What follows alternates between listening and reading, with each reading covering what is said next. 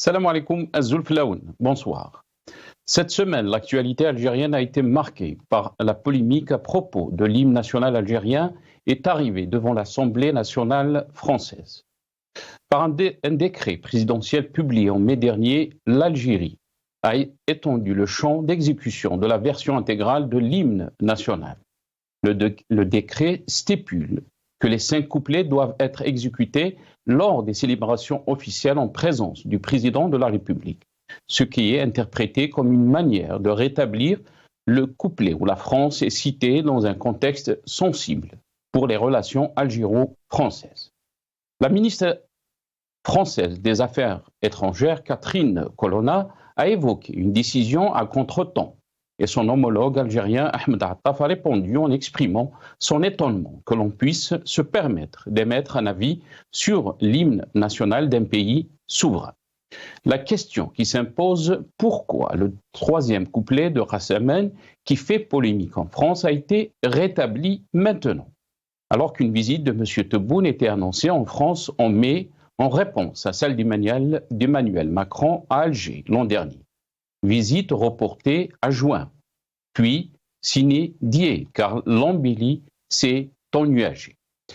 Le régime voit d'un mauvais œil les récentes mises en cause de l'accord migratoire algéro-français dans le projet de loi des Républicains, dans les déclarations de l'ancien Premier ministre Édouard Philippe et dans le nouveau livre de l'ancien ambassadeur de France en Algérie, Xavier Driancourt. À l'échelle intérieure, l'information publiée par Nahar au sujet de l'expulsion de l'ambassadeur émirati sous 48 heures accusé d'espionnage au profit d'Israël a résonné comme un tremblement de terre au sommet du pouvoir algérien. Dans la foulée, ce limogeage du ministre de la Communication, Mohamed Bouslimani, tard dans la nuit. L'information a tenu pendant quelques minutes. L'expulsion de l'ambassadeur émirati, vite démentie par la présidence et le communiqué du ministère des Affaires étrangères.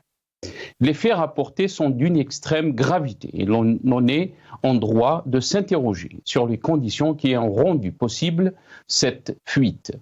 Comment peut-on raisonnablement laisser diffuser cette information, connaissant les comités de censure des services du DRS qui sont présents dans toutes les rédactions de la presse nationale, qui a décidé d'instruire un Nahar pour publier cette information tard dans la nuit? En quoi Bouslimani peut-il être responsable d'une information donnée par un média, sachant pertinemment que le contrôle de ces mêmes médias relève des services de sécurité? Assiste-t-on à une guerre ouverte des clans suite à la visite de Tebboune en Russie? Est-ce qu'une attaque frontale contre le chef de l'État au moment où il met en place tout un système au service de son 2e mandat? Il apparaît aux yeux de ceux qui connaissent bien le fonctionnement du système qu'une guerre ouverte et sans merci est rentrée dans sa phase opérationnelle. Rabbi yastar bladna.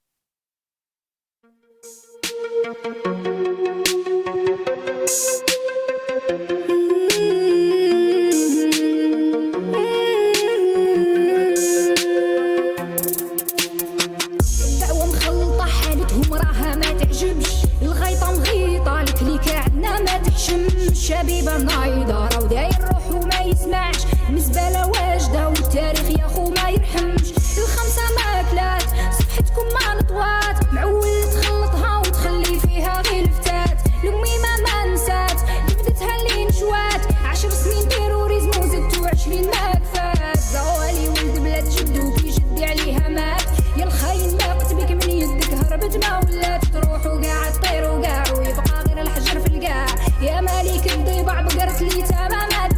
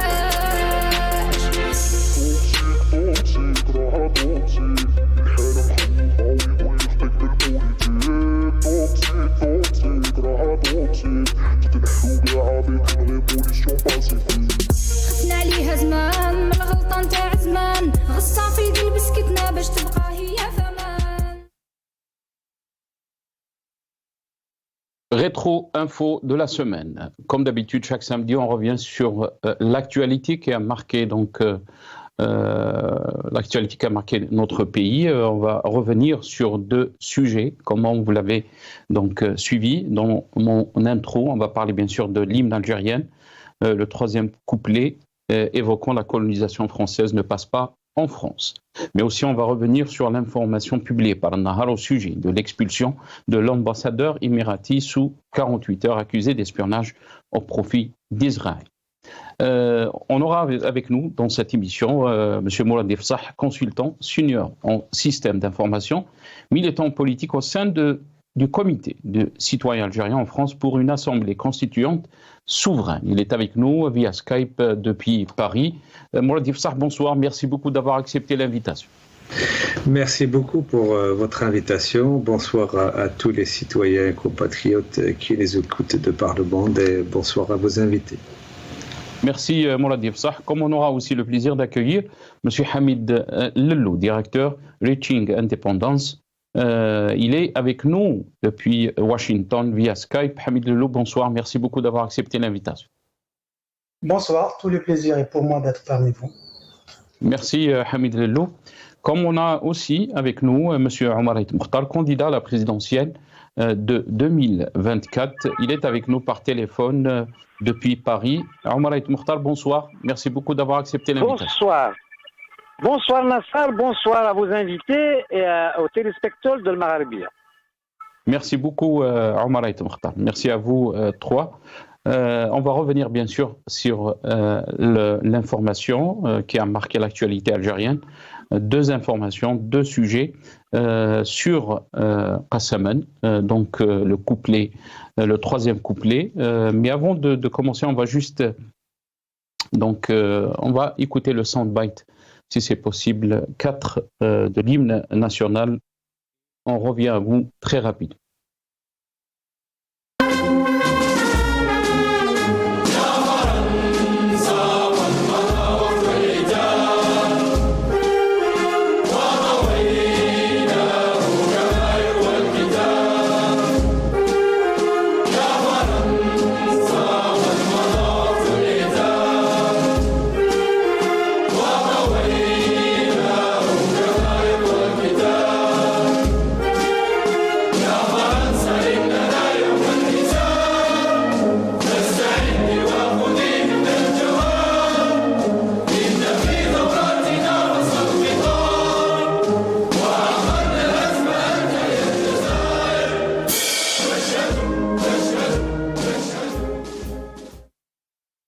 Donc le 3e couplet qui concerne donc la France.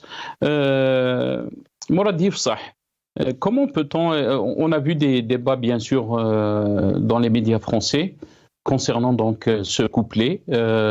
Comment peut-on lire, et le timing surtout, de ce décret de faire jouer donc le 3e couplet qui concerne directement la France, sachant qu'il y a en ce moment bien sûr une relation qu'on peut qualifier entre guillemets de tendue entre l'Algérie et la France.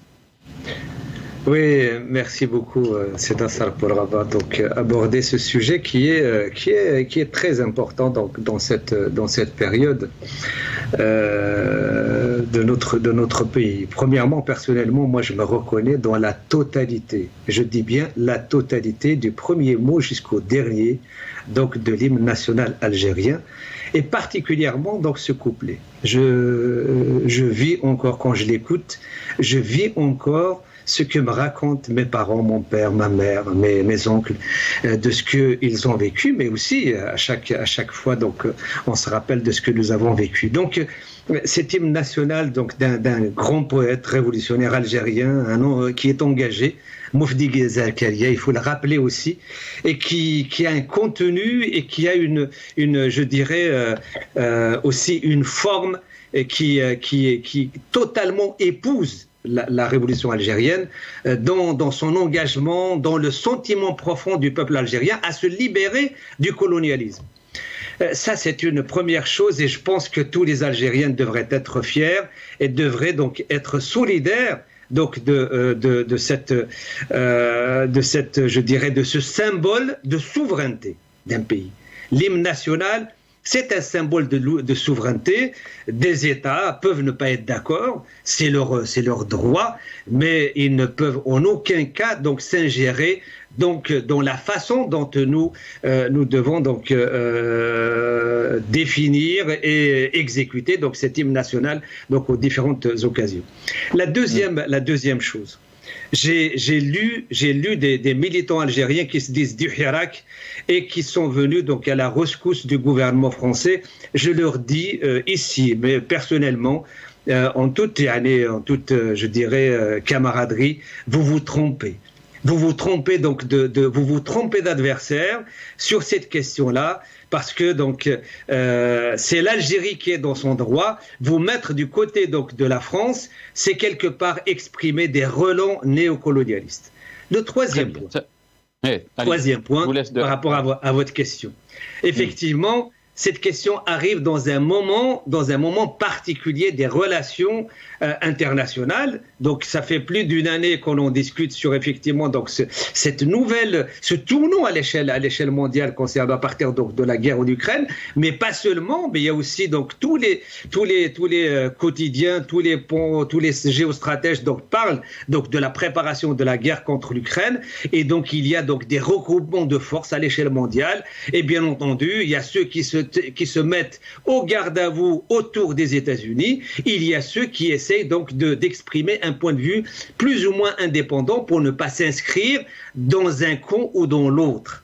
La politique, je rappelle, la politique étrangère donc de l'Algérie a été initiée par Dr de Barine en 1957 lorsqu'il était ministre des Affaires étrangères du GPRA.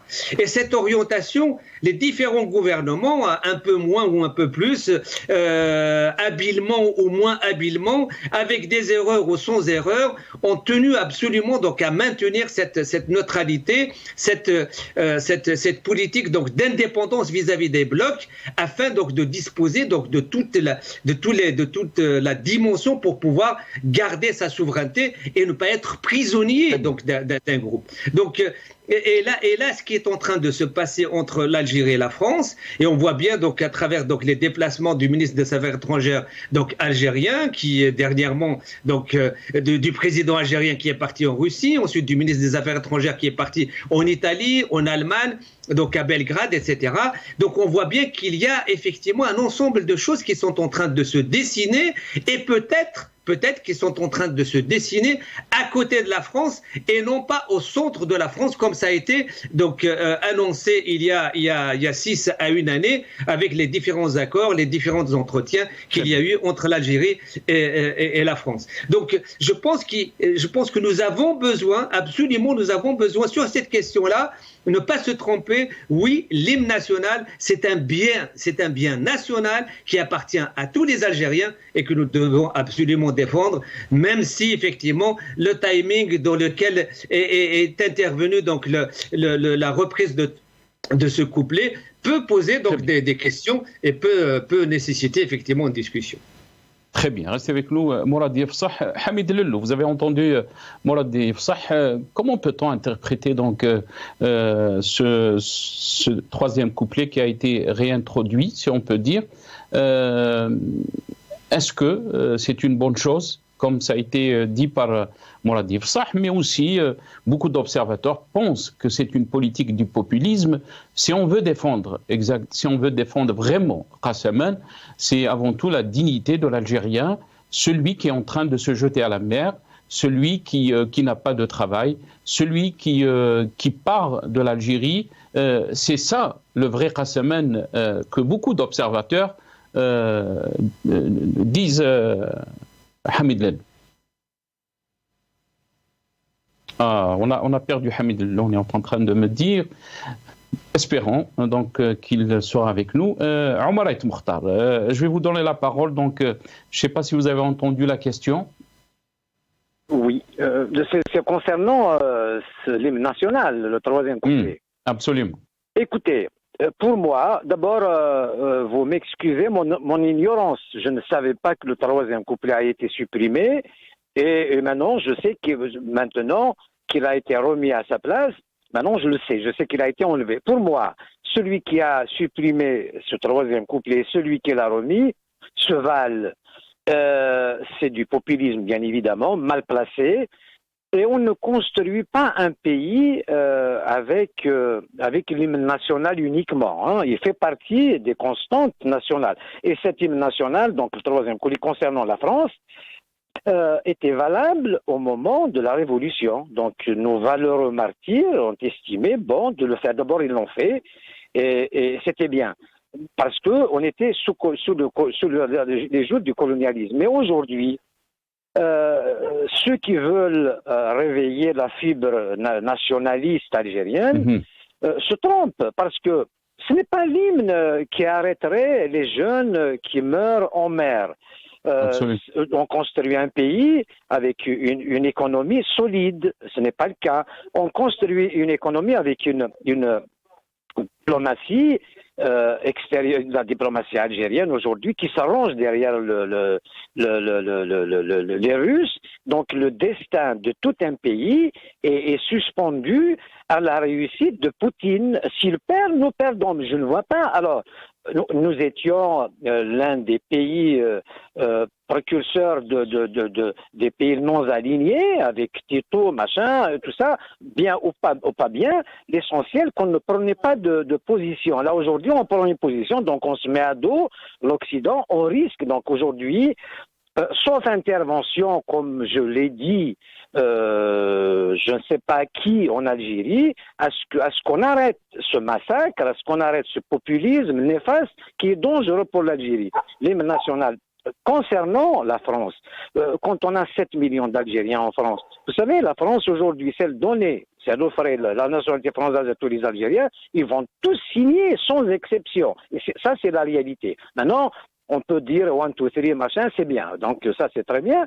Donc aujourd'hui, je ne suis pas du tout d'accord avec cette histoire de l'hymne national. Malheureusement, le pouvoir aujourd'hui, il utilise les bijoux de famille pour essayer de plaire. Mais il fait, pour moi, le contraire de ce qu'il faut faire, parce que répondre, parler, discuter avec le peuple, autoriser la gestion du pays en parlant avec le peuple, c'est-à-dire la démocratie participative, ce n'est pas ce qu'on voit. Moi, on parle comme ça, ce n'est pas que j'ai changé, j'ai soutenu Tebboune, mais je vois depuis son installation, concernant par exemple la Kabylie, il empire les choses, il emprisonne les choses, je ne parle pas des prisonniers d'opinion, c'est de ça qu'il faut parler. Là, ils sont en train de mener le pays vers l'abîme, et il faut tirer la sonnette d'alarme. Il est urgent de changer tout cela. Et concernant la France, ou le Maroc d'ailleurs, le discours anti-marocain, anti-je ne sais quoi, anti-français, on n'a que des ennemis. C'est dangereux, on est en train de se refermer, et ça, nous risquons de le payer très cher. Ce qui concerne les pays du Golfe, l'Arabie Saoudite est notre ennemi, il faut le dire. Je pense que la question des Émirats Arabes Unis va venir là. Ce qui se passe n'est pas normal du tout, et je dis que c'est dangereux. Il est temps que la politique algérienne se remet en question. Et il faut en discuter avec tous les Algériens, quoi. Donc, partis politiques compris. Il faut donner la parole à tout le monde. On ne peut pas décider comme ça, Tebboune et ses copains, il ne peut pas décider de nous emmener dans l'abîme à l'enfer. Donc là, franchement, l'Algérie risque beaucoup de choses. En attendant, on est en train d'attendre la réaction des Américains. Enfin, il y en a une, il a livré des armes au Maroc. Dans le sud aussi, ils ont compris que Wagner rentrait au Mali par l'aide de l'Algérie. Haftar en Libye. Franchement, on n'est pas obligé d'aller jusque-là. Mais comme disait Cheikh Mohamed El Hussein, Très bien, restez avec nous. Donc c'était la fin. Donc maintenant, quand il arrive au sommet, ce qui t'arrive, c'est de descendre. Et on risque une explosion, on risque donc des décisions internationales graves On n'est pas obligé de faire tout ça. Discutons avec les forces vives de l'Algérie. Donnez la parole à tout le monde. Moi, je ne suis pas d'accord du tout. Pourquoi j'annonce ma candidature? D'ailleurs, je me demande pourquoi les partis politiques de toute tendance, pourquoi ils ne présentent pas un programme, un candidat, à ce qu'il y ait un débat. Pourquoi il n'y a pas de débat à une année d'une présidentielle? Je pense que on ne peut pas priver le peuple algérien d'un débat. Très bien. On va revenir sur cette question, Omar Ayt Moukhtar. Sur ces questions, restez avec nous, Omar Ayt Moukhtar. Mourad Ifsah, vous avez entendu donc l'analyse, mais aussi l'analyse de Omar Ayt Moukhtar. Est-ce que la situation n'est pas, la priorité n'est pas à Qassemen, si on peut dire? Certes, l'hymne national a une considération pour le peuple algérien, mais le temps, est-ce qu'on n'est pas en train de jouer avec la fibre nationaliste, comme ça a été dit par Omar Ayt Moukhtar? Mais bien sûr qu'il y a des tentatives d'instrumentalisation donc de ces aspects qui sont très importants pour le peuple algérien. Je ne suis pas d'accord avec les points de vue exprimés par M. Ayt Moukhtar. Il y a des centaines de milliers d'Algériens en France qui n'ont jamais demandé de nationalité française alors qu'ils pourraient l'avoir très facilement. Donc je pense que c'est vraiment pour un candidat à la présidentielle algérienne aborder cet aspect sous cet angle. Moi je trouve que c'est un peu faire, je dirais, insulter un peu les Algériens. Non, il y a des Algériens effectivement qui souhaitent ou qui peuvent avoir la nationalité algérienne, qui la demandent, mais je ne pense pas que tous les Algériens souhaitent l'avoir. Deuxième aspect, la question, il n'y a pas de lien de cause à effet entre cette décision souveraine d'un État, qui est l'Algérie, donc d'exécuter selon ses souhaits son hymne national, et la réaction donc de la France. Après, donc, quel objectif ça a été fait? Et bien entendu, c'est de la politique entre deux États. Il y a des divergences certainement qui sont derrière, et donc cette question-là n'est qu'une petite partie visible de l'iceberg. Et donc c'est un moyen un peu donc de titiller un peu les choses.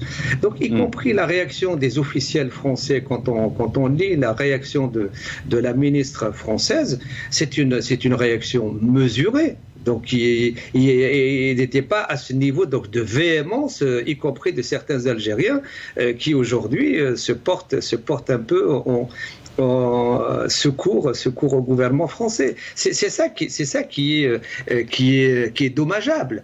On parle d'une question de souveraineté. On s'adresse au peuple algérien, on s'adresse aux citoyens algériens. Nous avons la responsabilité de situer l'information et la formation par rapport à notre histoire. Notre histoire, elle est riche. Quand vous lisez aujourd'hui, vous lisez les paroles de l'hymne national français, qui date de 1795. 1795, encore des millions d'Africains étaient considérés comme esclaves, ils étaient vendus comme de la marchandise. Et dans cet hymne, il y a tout un couplet sur les esclaves. Et à ce jour, il est répété. Et personne ne trouve rien à dire. Donc, et cette époque-là, cette question-là était dramatique. Donc, la France ne peut pas nous donner de leçons, d'autant plus que nous, cette question d'indépendance. Et c'est vrai, ce couplet, il ne dit que la vérité. Ce couplet n'est pas de la propagande, ce couplet. Ce couplet, il dit la vérité. Il s'adresse à la France pour dire que on ferme donc le livre de la colonisation. Et donc il n'y a pas d'agressivité dans ce couplet. Il est mesuré. Je trouve que vraiment ces paroles donc de cet hymne national algérien, il est d'une très grande intelligence. C'est vraiment quelque chose de très intelligent. Maintenant, très bien. On va écouter Mourad Ifsah. On va juste écouter Xavier Drioncourt, sa réaction par rapport donc à ce couplet. On écoute. On va regarder juste cette vidéo. Le décret que vous avez cité rétablit le troisième couplet, donc l'hymne national dans sa pureté originelle de Mufti Zakaria, avec les phrases, les propos anti-français, où France, le temps des palabres est révolu, l'heure des comptes a sonné. Alors, je ne peux m'empêcher de voir dans ce rétablissement un lien avec la visite du président Tebboune en France, la visite d'État qui est une troisième fois reportée, plus la visite du président Tebboune depuis hier à Moscou en pleine offensive de la guerre d'Ukraine. Donc voilà, ce n'est pas tout à fait un hasard, parce que le hasard est un mot qui n'existe pas en Algérie. Alors là, le décret que vous... Donc ça, c'était les déclarations de Driancourt, l'ancien ambassadeur français en Algérie. Omar El Mokhtar, je vais revenir à vous par rapport à cette question. Votre réaction, vous avez entendu la réponse de Mourad Yefsah. Bien sûr. Vous savez, Nassar, j'ai entendu ce qu'a dit M. Yefsah concernant la nationalité algérienne. Moi-même, 42 ans en France, je n'ai jamais demandé la nationalité algérienne, tout simplement par respect à mes aïeux, à ma famille. Mon village, le village de mes aïeux a été détruit complètement le 30 juin 1857. Il s'appelle Hermonisme. Donc c'est de là qu'on est parti ailleurs. Donc par respect à cela, je n'ai jamais voulu demander la nationalité, mais je ne l'ai jamais dit. Mais remettre le couplet maintenant, parce que la France a refusé des caprices à Tebboune pour sa visite, c'est une question personnelle. On parle d'un État. On veut réveiller la fibre nationaliste. Franchement, la première fois que Xavier Driancourt, que je connais, je dis bien que je connais en Alger quand il était ambassadeur, la première fois qu'il s'est exprimé par son livre, je me suis opposé par devoir nationaliste, si vous voulez, patriotique. Mais malheureusement, il a raison, parce que les événements s'enchaînent. Le voyage en Russie, donc c'est un engagement, il a fait la gueule à la France, et remettre un couplet, je ne parle pas du couplet lui-même, de l'hymne national, pourquoi l'avoir touché, pourquoi le remettre aujourd'hui, c'est ça, ce n'est pas une priorité pour l'Algérie, pour la stabilité du pays, la stabilité du pays, c'est de penser, quand on fait des débats sur le sol, sur les chaînes de lait, le mouton de l'Aïd et tout ça. À l'occasion, moi j'ai demandé à ce qu'on boycotte justement l'Aïd, parce que par respect aux pauvres qui ne peuvent pas se permettre d'acheter un mouton de l'Aïd, et par respect aussi aux familles nombreuses qui ont perdu des leurs pendant les incendies de l'Arvanat et les prisonniers et les condamnés à mort. On n'a jamais vu ça. Et la déferlante qui s'abat sur l'Algérie, c'est nous qui la faisons. Donc, chercher à rassembler les gens par l'hymne national, franchement, il y a des pays qui commencent à ne pas y penser. Alors, remettre un couplet qui a été enlevé, celui qui l'a enlevé, qui l'a supprimé, celui qui le remet, pour moi, il se valent. Et c'est un non-sujet, un faux débat. Au lieu de parler de notre économie, comment construire, même d'ailleurs construire la nation algérienne qui n'existe pas. Et nous avons l'ennemi, on est ennemis à l'intérieur, et maintenant, notre diplomatie ne fait que des ennemis à l'extérieur. Si je dis ça, c'est pour ça que je me présente, je veux investir dans la paix, et en Algérie, et avec nos voisins, et dans le monde. On peut investir les 13 milliards qu'on donne à la Russie pour acheter de la quincaillerie dans la paix.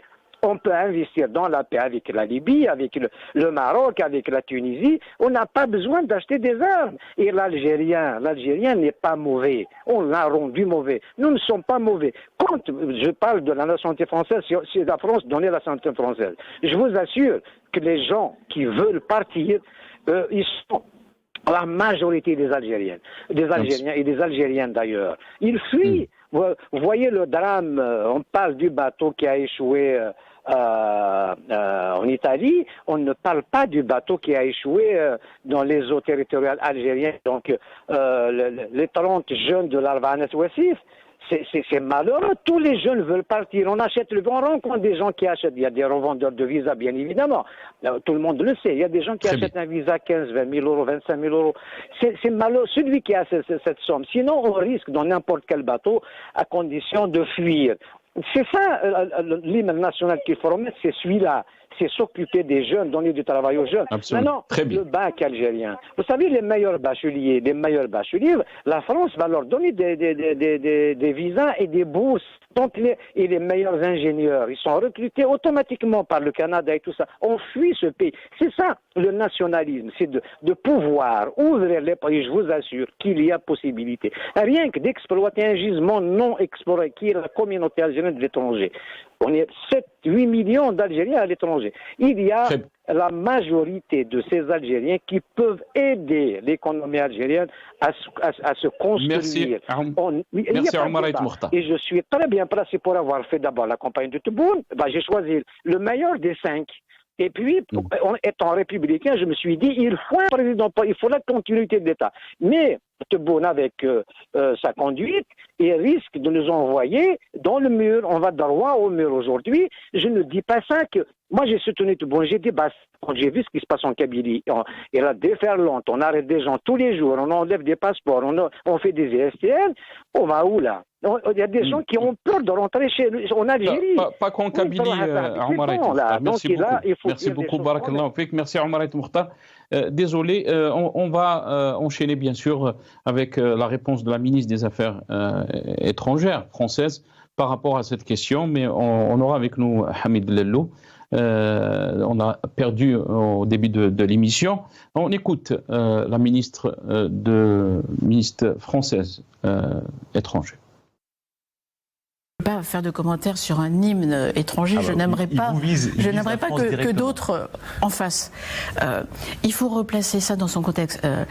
Le texte a été écrit en 1956 dans un contexte qui à l'époque était celui de la décolonisation et pour tout dire de la guerre, d'où des fortes paroles qui nous concernaient. Ce sur quoi je m'interroge, et moins ceci qui dans le contexte s'explique, que la décision d'étendre l'usage, parce que le texte n'a pas été modifié, d'étendre l'usage d'un hymne qui date d'une autre époque, et ceci au moment même où le président de la République et le président Tebboune ont décidé, à la fin de l'été dernier, de donner un nouvel élan à nos relations. Ça ne correspond pas tout à fait. Pardon. Pour l'instant, c'est mal parti. Il part pour Moscou au lieu de venir à Paris. Et je vous lis quand même là les paroles du couplet. « Ô France, voici venu le jour où il te faut rendre des comptes. » C'est pas affectueux, disons. Notre hymne national n'est pas tout à fait affectueux non plus, un peu guerrier également, même si nous ne citons personne.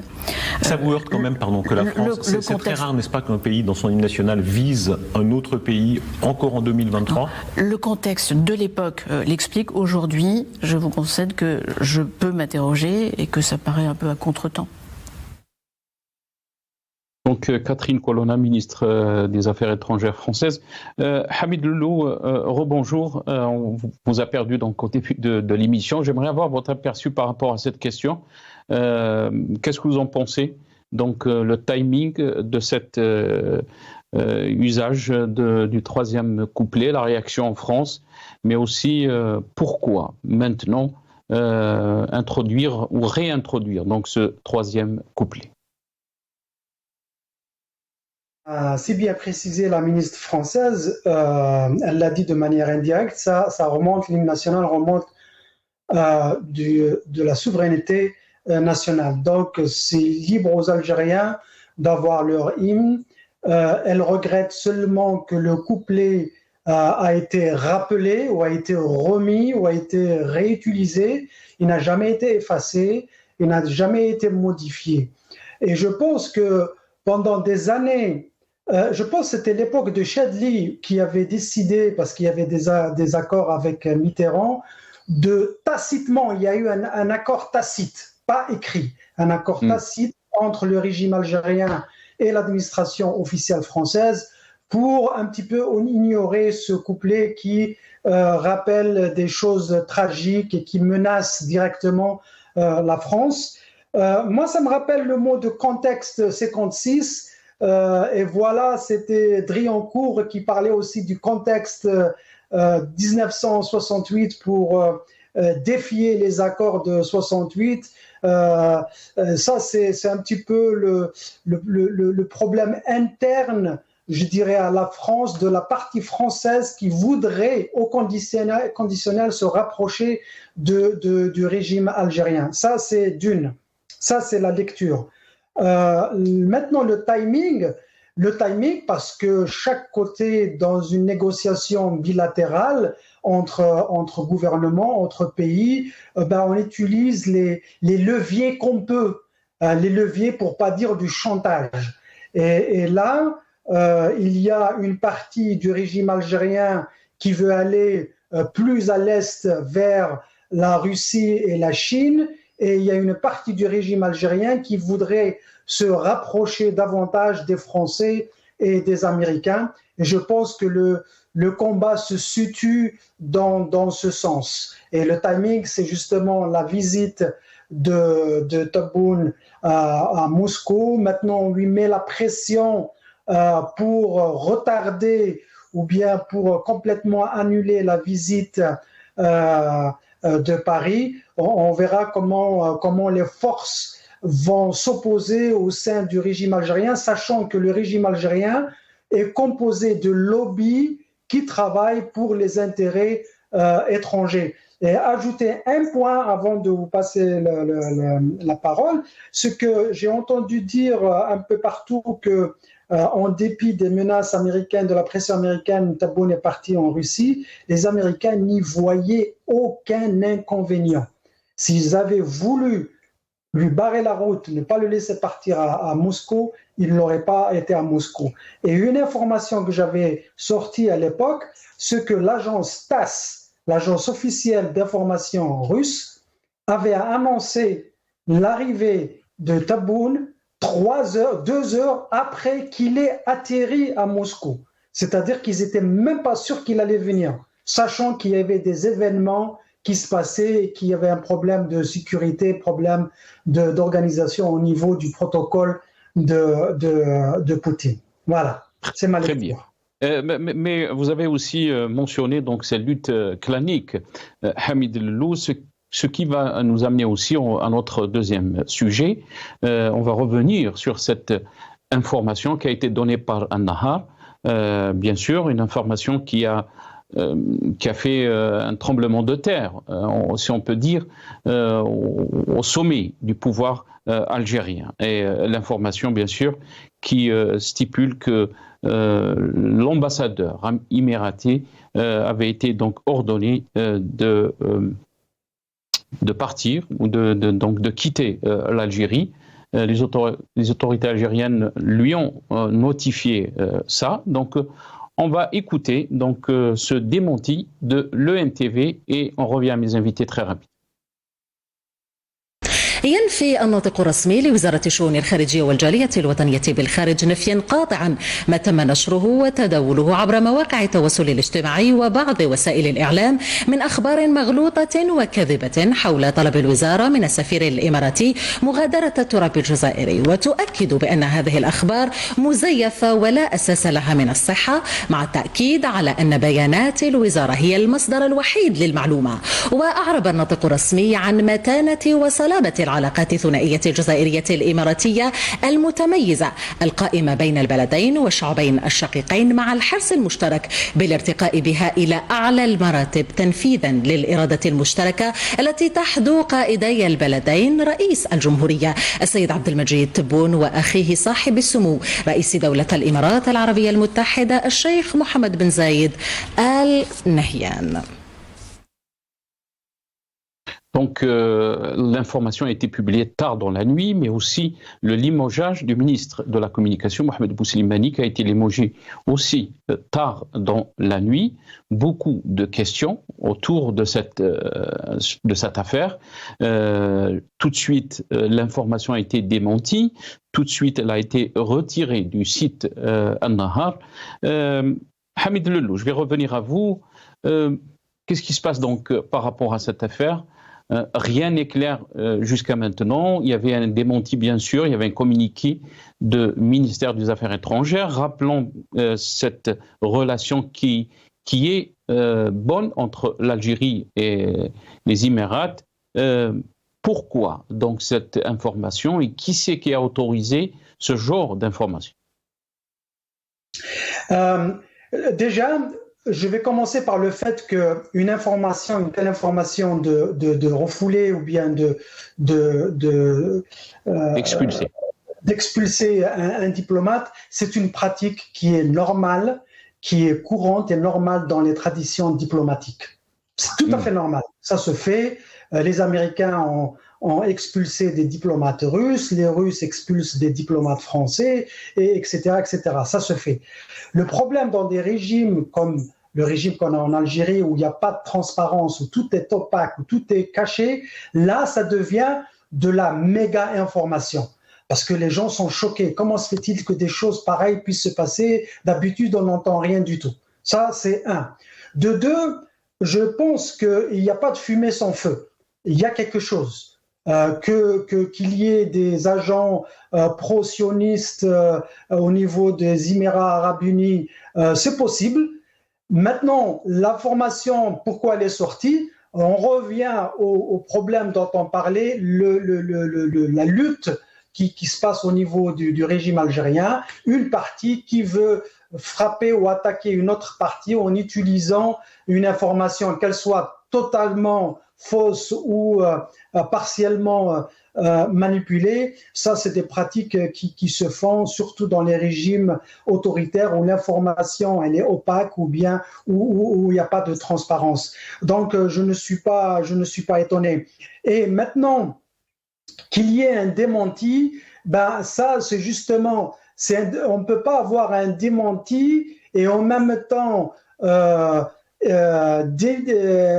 d'émettre le ministre de l'Information qui, je ne vois pas quelle serait sa responsabilité. Est-ce que c'est lui qui donne les autorisations aux journaux directement pour imprimer ou sortir une information ou pas? Donc, on est toujours dans ce cadre de la manipulation dans les services. Le même ministre, je pense, il a été manipulé par un autre agent à partir de la Grèce ou comme ça. Donc, c'est des pratiques, c'est des coups sous la ceinture qui se font entre les différents clans du régime et il n'y a rien de surprenant. Très bien. Restez avec nous, Hamid Lello. Vous avez parlé aussi du limogeage de Mohamed Bousselmani, le ministre de la Communication. On regarde cette vidéo par rapport donc à ce limogeage. أفاد بيان لرئاسة الجمهورية أنه وبعد استشارة الوزير الأول أنهى أمس رئيس الجمهورية سيد عبد المجيد تبون مهام وزير الاتصال محمد بوسليماني وكلف الأمينة العامة بوزارة الاتصال بتسيير شؤون الوزارة بالنيابة. Morad Yefsah, par rapport donc à cette affaire, le limogeage du ministre tard dans la nuit, je ne pense pas qu'on a que ces pratiques se passent dans d'autres pays. Pourquoi donc en Algérie cette opacité? Jusqu'à maintenant, on ne sait pas qui a donné donc l'ordre de publier cette information, qui a donné l'ordre de supprimer l'information juste quelques minutes après. Qu'est-ce qui se passe d'après vous, Morad Yefsah? Oui, premièrement, je pense que la mesure d'expulsion d'un ambassadeur est une mesure quand même extrême dans les relations entre deux pays, même quand il s'agit effectivement de choses, s'il s'agit de choses avérées comme cette histoire donc d'espionnage. Même à ce niveau-là, donc quand on arrive à expulser un ambassadeur, c'est que c'est vraiment très grave. Ça, c'est une première chose. Deuxième chose, c'est que on constate effectivement qu'au niveau du gouvernement algérien, il n'y a pas du tout une maîtrise donc de la situation. Le fait de limoger le ministre de la Communication, c'est quelque part le rendre responsable donc de cette fuite d'informations, et donc quelque part aussi ils reconnaissent qu'il y a quelque chose de vrai dans cette histoire. Donc tout ça donc montre effectivement une certaine fébrilité donc de ce gouvernement, une certaine faiblesse à aborder donc ces questions, d'autant plus que nous sommes dans une période vraiment très importante. Dernièrement, il y a eu donc toute la politique algérienne étrangère qui s'est totalement investie dans la refondation des relations au sein de la Ligue arabe, et donc une question comme celle-là, elle ne peut pas être prise à la légère. Donc ça, c'est une deuxième chose. Troisième chose, c'est que je pense qu'avec l'approche des élections présidentielles, j'écoute un peu donc l'un de vos invités depuis tout à l'heure qui nous parle donc de cet aspect des choses. Je pense qu'effectivement, donc les différentes forces politiques qui s'expriment à l'intérieur de l'État, à l'intérieur du pouvoir, à l'extérieur, etc. Et donc il y a une vraie course. Et bien entendu, il y a des coups bas, peut-être aussi. Je pense que c'est pas une bonne chose pour l'Algérie. Une vraie course ou une vraie guerre? Je pense que oui, je pense que c'est une course et qui avec des comportements qui sont du fait qu'il n'y a pas. Nous sommes dans un pays de non-droit. Nous sommes dans un pays où il n'y a pas de liberté d'expression. Nous sommes dans un pays où les journalistes ne peuvent pas faire leur travail. Il n'y a pas de journalistes d'investigation. Ils n'ont pas le droit, ils n'ont pas les moyens, ils n'ont pas la latitude de faire leur travail. Ce qui fait que c'est la rumeur, c'est ce que dit X, c'est ce que dit Y, c'est ce que analyse l'autre, et donc ça devient donc des constructions artificielles au-dessus donc d'informations non fondées ou peut-être fondées, mais non démontrées. Donc voilà, donc c'est ça le malheur donc de aussi, notre pays. Est-ce que c'est inquiétant ce qui se passe en ce moment en Algérie, surtout qu'il y a quelques jours ou peut-être une bonne semaine, on a parlé de cette information qui a été véhiculée par Al-Khabar, mais aussi l'Expression, je pense, qui ont parlé d'un complot qui visait donc à déstabiliser l'Algérie. Bien sûr, ils ont mentionné qu'il y avait des éléments de la DGSE, des éléments aussi du Mossad, que cette rencontre était en Israël. Est-ce qu'on peut prendre en sérieux ce que écrit notre presse, ce qui est véhiculé, surtout quand il s'agit de la sécurité de notre pays? Je pense que ce que vous dites est très juste. Attention, c'est vraiment très inquiétant.